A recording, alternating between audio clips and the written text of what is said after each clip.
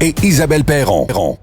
Est-ce que le fait d'être photographié à la frontière vous rebute de voyager aux États-Unis?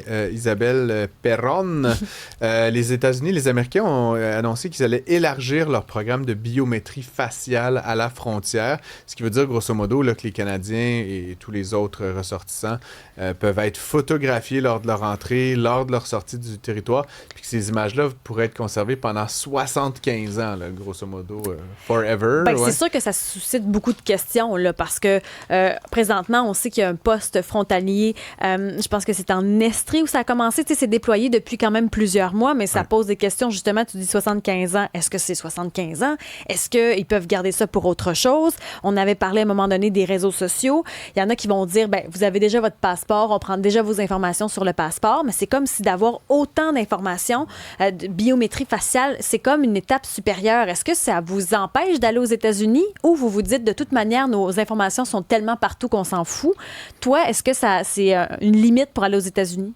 Moi, honnêtement, je ne serais pas tant là, à cette idée qu'on doive ouvrir le kimono à chaque fois qu'on veut aller chez nos voisins du Sud. En plus, historiquement, moi, je me rappelle quand on était jeune, enfant, je pense même pas qu'on fournissait de pièces d'identité. Là, mais les parents montraient le permis de conduire, puis les gamins sur le siège en arrière, c'était comme, passe-passe. Là, ça s'est beaucoup resserré, mais là, déjà que tout le monde ait un passeport, passe toujours. Mais là, la biométrie, tant qu'à y être, pourquoi pas, les empreintes digitales, tu as un petit échantillon d'ADN, tant qu'à être, c'est qu'à un moment donné, j'ai comme l'impression de la grenouille dans l'eau chaude. Là, l'eau monte, puis toi, tu restes là un peu, OK, ouais, ça, je veux bien y aller là, à Ogunquit, là, mais à un moment donné, j'ai pas envie de dévoiler toute mon existence, puis toutes ces informations-là hyper privilégiées, juste pour aller faire un petit peu de tourisme pendant 48 heures. Puis ce serait la même chose dans n'importe quel autre pays. Moi, je trouve qu'à un moment donné, il y a une limite à fournir ces informations. Puis, tu sais, je comprends qu'il y en a qui vont parler des réseaux sociaux. Justement, depuis qu'on connaît le piège des réseaux sociaux, j'essaie de ne plus rien mettre de personnel sur les réseaux. Je ne mets pas de photos d'enfants, de nièces, de quoi que ce soit.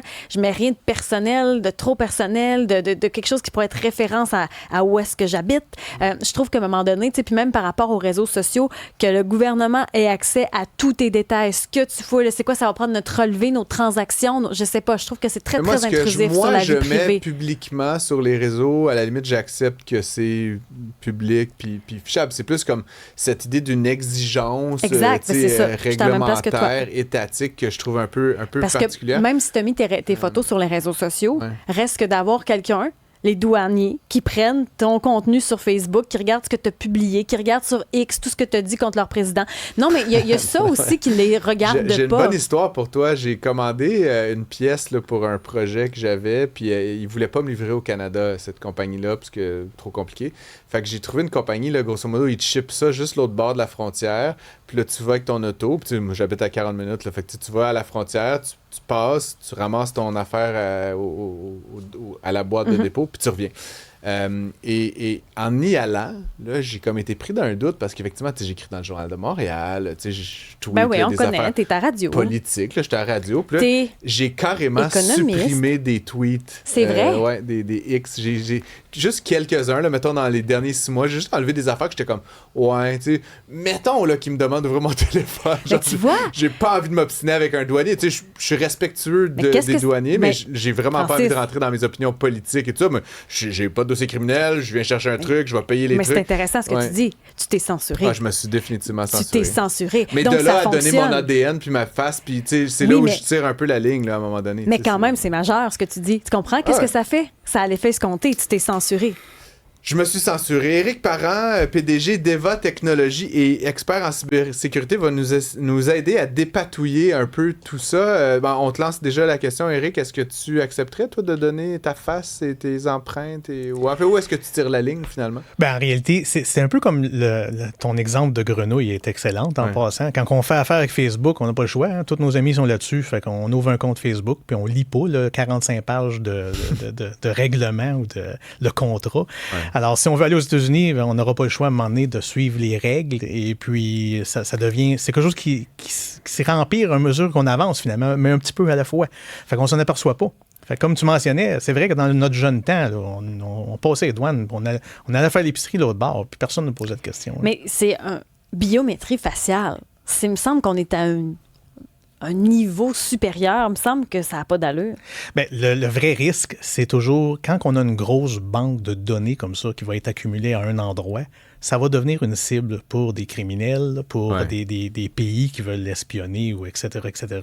Alors, c'est une mine d'or d'informations qui peut éventuellement être utilisée pour d'autres choses. Parce que si on prend la biométrie, puis la reconnaissance faciale, les images, et puis qu'un jour, c'est ça qu'on utilise pour rentrer dans notre compte bancaire, bien là, il y a un potentiel d'avoir un problème. Alors, ça va prendre des mesures de sécurité bien encadrées quand on sait que ces informations-là ne sont pas secrets. Aujourd'hui, on nous dit encore de protéger le numéro d'assurance sociale. C'est ridicule. Là. Mais ça se fait. De toute façon, tout est tellement propagé, on ne se sent pas protégé de rien. Puis après ça, ben, qu'est-ce qu'ils vont faire avec ces données-là qui s'accumulent? On ne le sait pas, puis ils ont le droit d'un peu tout. Bien, c'est qu'une fois que les données sont récoltées, le fait qu'ils récoltent la donnée, c'est pas ça le bout important. C'est qu'est-ce qu'ils vont faire avec, combien de temps qu'ils vont le garder. Et puis, aujourd'hui, ils nous disent qu'ils vont s'en servir seulement pour X. Ils nous disent. Mais ça peut-être que changer, en partant, c'est peut-être pas vrai, que X, il y a peut-être déjà Y à côté, mais dans 2 ans, 3 ans, 5 ans, 10 ans, ils peuvent s'en servir pour d'autres choses. Ils ont l'information, elle n'est plus à vous.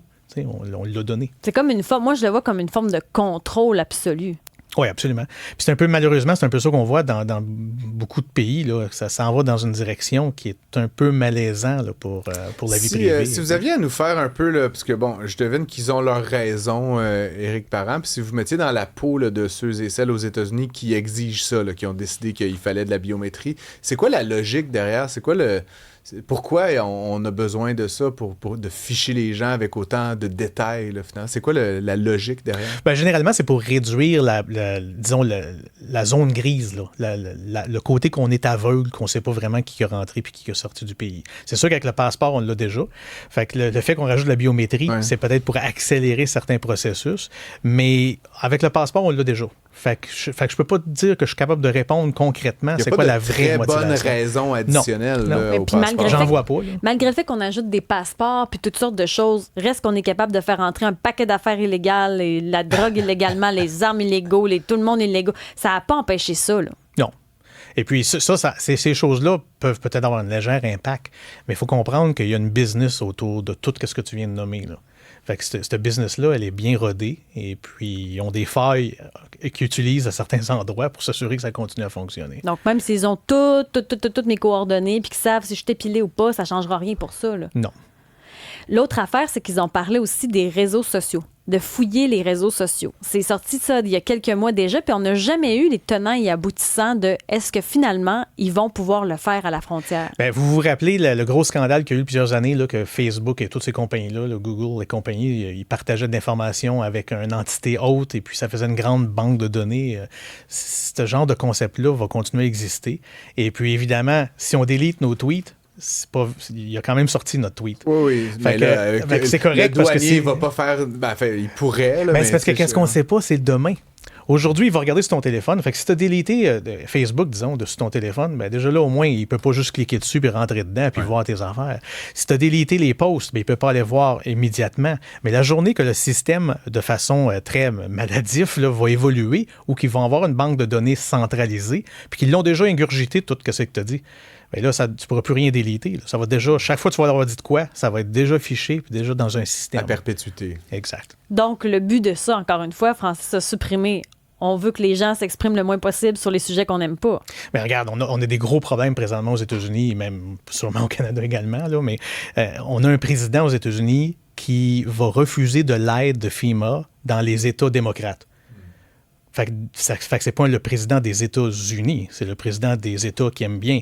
Alors c'est ce genre de contrôle-là, puis tous ces mécanismes-là vont travailler main dans la main. Rappelez-vous que avant, les journalistes aux États-Unis avaient la responsabilité de toujours rapporter les deux côtés de l'histoire. Et puis, c'est Ronald Reagan qui a mis fin à ça, puis qui a créé finalement Fox News, puis tout le côté, disons, maladif là, de qu'est-ce qu'on voit dans les médias, dans les gros médias aux États-Unis.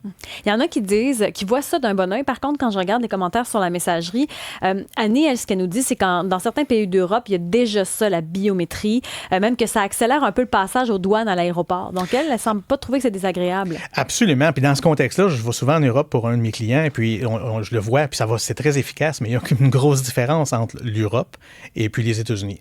L'Europe a mis en place depuis longtemps des règles très, très sévères sur la protection de la vie privée. Alors, dans ce contexte-là, ça voudrait dire que si on regarde le détail de qu'est-ce qu'ils font, puis comment ils déclarent qu'est-ce qu'ils vont faire avec l'information, c'est sûrement très bien encadré, comparativement un peu qu'est-ce qu'on voit aux États-Unis qui est pas mal vague. Là. Il n'y a rien vraiment de clair avec ce qu'on nous dit des États-Unis. Mais est-ce qu'on a le droit à la vie privée? Parce que, honnêtement, non, mais c'est sérieux, je me demande. Question. Parce que, on parle des douanes aux États-Unis, mais on pourrait parler des caméras qu'on veut installer partout, les caméras sur les voitures. Est-ce qu'on a le droit à la vie privée? C'est un grand, grand débat philosophique, ça. Parce que l'expert en moi pour la vie privée va dire, ben oui, mais l'expert qui va regarder comment que tout le crime, toutes les choses malsaines se produisent, je vais dire, ben non, on veut avoir un certain contrôle. Le problème avec ça, c'est qu'il y a des informations, qu'il y a du contrôle, il peut avoir de l'abus. C'est toujours des humains qui sont là, que ce soit des politiciens ou des gens en certains pouvoirs. Ou des policiers. Ou des policiers, exact. Alors, on se rappelle, dans le bon vieux temps, là, tu pouvais toujours demander à ton beau-frère dans la police de checker la plaque de quelqu'un que tu n'aimais pas. Puis, on peut plus faire ça? Ben là, ça, c'est très journalisé, puis il y a des alertes. Puis Mais depuis qu'on fait tout ça, est-ce qu'il y a réellement moins de crimes? Parce que là, on filme beaucoup de choses aujourd'hui. Non, l'abus n'est plus là, l'abus est ailleurs. C'est ça. On a juste déplacé.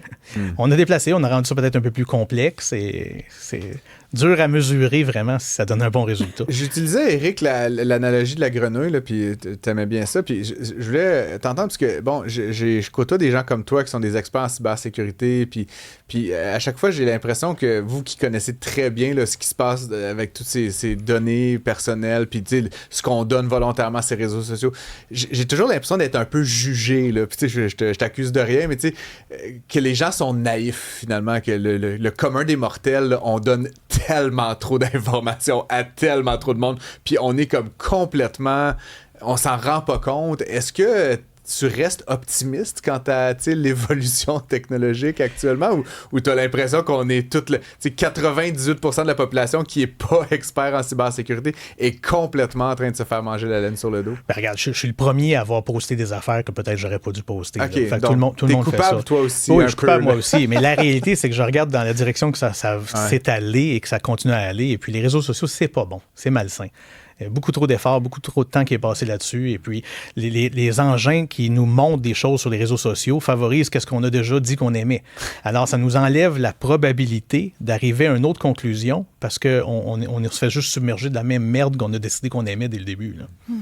André, camionneur qui va aux États-Unis, j'ai une carte FAST depuis plus de 10 ans. Pour avoir la carte Enquête Canada-États-Unis, photo, empreinte, je donne ma carte au lieu de mon passeport. Ça prend 15 secondes, je suis rentrée aux États-Unis.